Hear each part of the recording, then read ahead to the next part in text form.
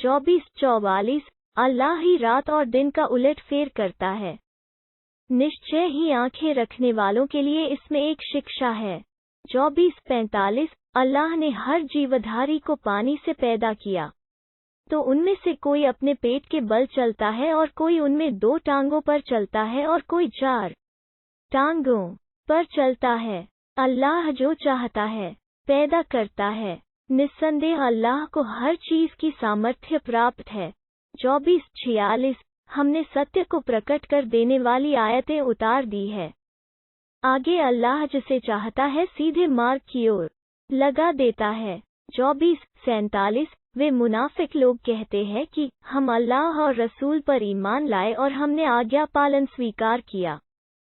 फिर इसके पश्चात उनमें से एक गिरोह मुंह मोड़ जाता है। ऐसे लोग मोमिन नहीं है। 24-48 जब उन्हें अल्लाह और उसके रसूल की ओर बुलाया जाता है ताकि वो उनके बीच फैसला करें, तो क्या देखते हैं कि उनमें से एक गिरोह कतरा जाता है। 24-49 किंतु यदि हक उन्हें मिलने वाला हो तो उसकी ओर बड़े आज्ञाकारी बनकर चले आएं। 24-50 क्या उनके दिलों में रोग है या वे संदेह में पड़े हुए हैं या उनको यह डर है कि अल्लाह और उसका रसूल उनके साथ अन्याय करेंगे? नहीं, बल्कि बात यह है कि वही लोग अत्याचारी हैं। 24-51 मोमिनों की बात तो बस यह होती है कि जब अल्लाह और उसके रसूल की ओर बुलाए जाएं ताकि वो उनके बीच फैसला करे, तो वे कहें हमने सुना और आज्ञा पालन किया और वही सफलता प्राप्त करने वाले हैं। 24-52 और जो कोई अल्लाह और उसके रसूल का आज्ञा का पालन करे और अल्लाह से डरे और उसकी सीमाओं का ख्याल रखे, तो ऐसे ही लोग सफल है। 24-53 वे अल्लाह की कड़ी कड़ी कसमें खाते हैं कि यदि तुम उन्हें हुक्म दो तो वे अवश्य निकल खड़े होंगे।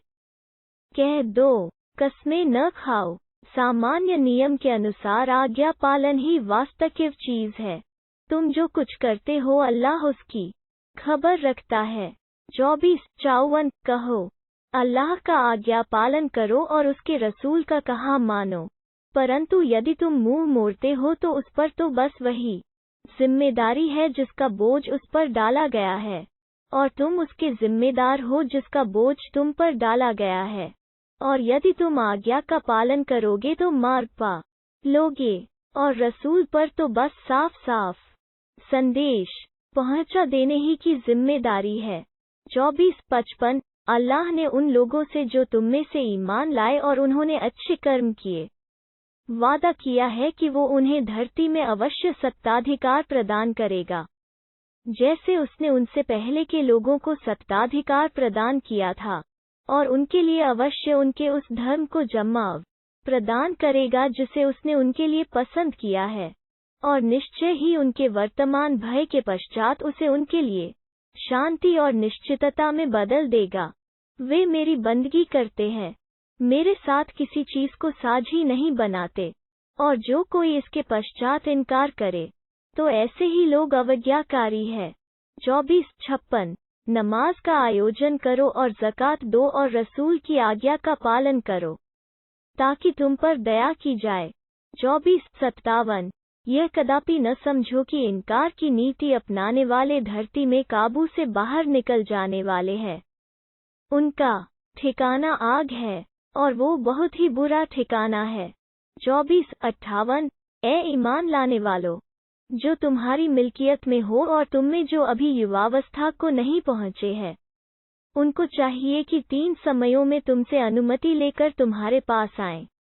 प्रभात काल की नमाज से पहले और जब दोपहर को तुम आराम के लिए अपने कपड़े उतार रखते हो, और रात्रि की नमाज के पश्चात, ये 3 समय तुम्हारे लिए पर्दे के हैं।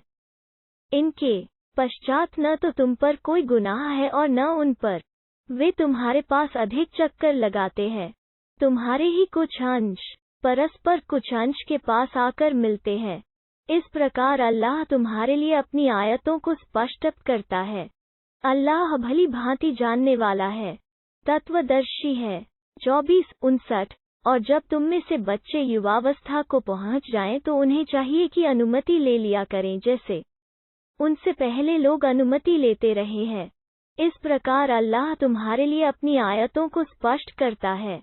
अल्लाह भली भांति जानने वाला, तत्वदर्शी है।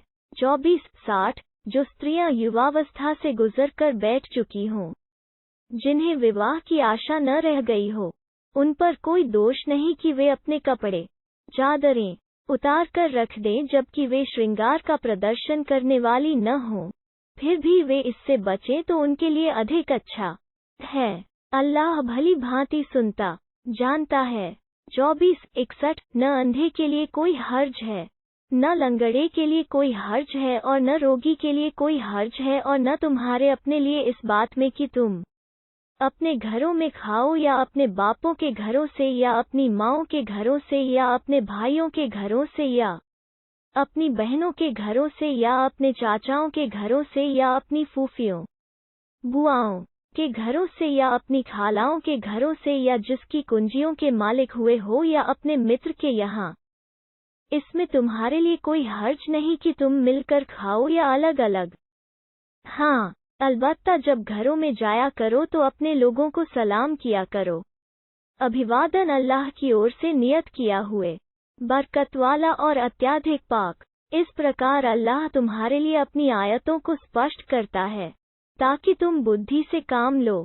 24-62 मोमिन तो बस वही है जो अल्लाह और उसके रसूल पर पक्का ईमान रखते हैं और जब किसी सामूहिक मामले के लिए उसके साथ हो तो चले न जाएं जब तक कि उससे अनुमति न प्राप्त कर लें। ए नबी, जो लोग आवश्यकता पड़ने पर तुमसे अनुमति ले लेते हैं, वही लोग अल्लाह और रसूल पर ईमान रखते हैं। तो जब वे किसी काम के लिए अनुमति चाहें तो उनमें से जिसको चाहो अनुमति दे दिया करो, और उन लोगों के लिए अल्लाह से क्षमा की प्रार्थना किया करो। निस्संदेह अल्लाह बहुत क्षमाशील, अत्यंत दयावान है। 24-63 अपने बीच रसूल के बुलाने को तुम आपस में एक दूसरे जैसा बुलाना न समझना। अल्लाह उन लोगों को भली भांति जानता है जो तुम में से ऐसे है कि एक दूसरे की आड़ लेकर चुपके से खिसक जाते हैं। अतः उनको जो उसके आदेश की अवहेलना करते हैं, डरना चाहिए कि कहीं ऐसा न हो कि उन पर कोई आजमाइश आ पड़े या उन पर कोई दुखद यातना आ जाए। 24-64 सुन लो, आकाशों और धरती में जो कुछ भी है अल्लाह का है। वो जानता है तुम जिस नीति पर हो और जिस दिन वे उसकी ओर पलटेंगे, तो जो कुछ उन्होंने किया होगा वो उन्हें बता देगा। अल्लाह तो हर चीज को जानता है। 25 बड़ी बरकत वाला है वो जिसने यह फुरकान अपने बंदे पर अवतरित किया ताकि वो सारे संसार के लिए सावधान करने वाला हो। 25 वो जिसका राज्य है आकाशों और धरती पर, और उसने न तो किसी को अपना बेटा बनाया और न राज्य में उसका कोई साझी है। उसने हर चीज को पैदा किया, फिर उसे ठीक अंदाजे पर रखा। 25 फिर भी उन्होंने उससे हटकर ऐसे इष्ट पूज्य बना लिए जो किसी चीज को पैदा नहीं करते, बल्कि वे स्वयं पैदा किए जाते हैं। उन्हें न तो अपनी हानि का अधिकार प्राप्त है और न लाभ का, और न उन्हें मृत्यु का अधिकार प्राप्त है और न जीवन का और न दोबारा जीवित होकर उठने का।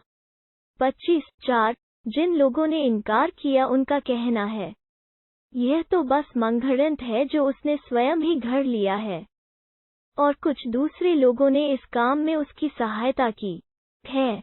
वे तो जुल्म और झूठ ही के ध्येय से आए। 25 कहते हैं, ये अगलों की कहानियां हैं जिनको उसने लिख लिया है तो वही उसके पास प्रभात काल और संध्या समय लिखाई जाती है।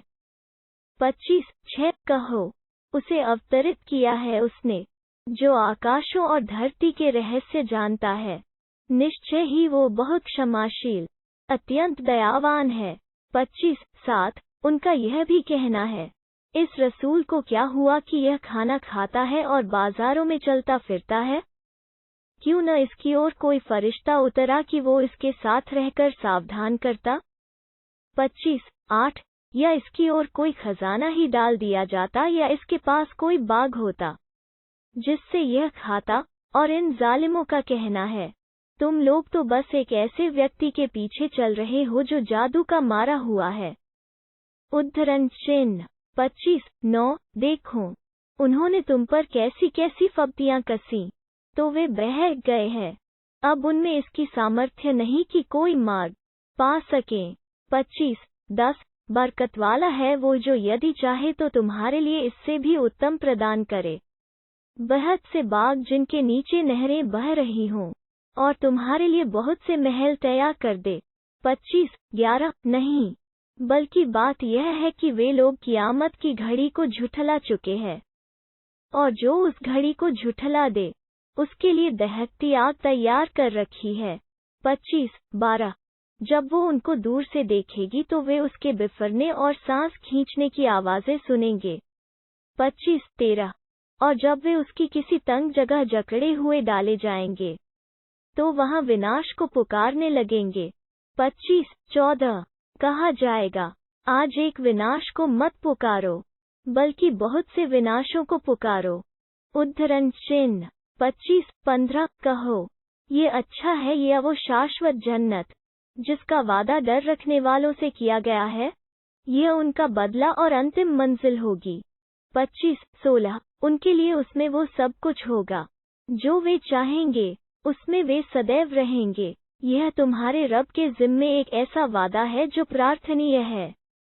25:17 और जिस दिन उन्हें इकट्ठा किया जाएगा और उनको भी जिन्हें वे अल्लाह को छोड़कर पूजते हैं, फिर वो कहेगा, क्या मेरे बंदों को तुमने पथभ्रष्ट किया था या वे स्वयं मार्ग छोड़ बैठे थे? उद्धरण चिन्ह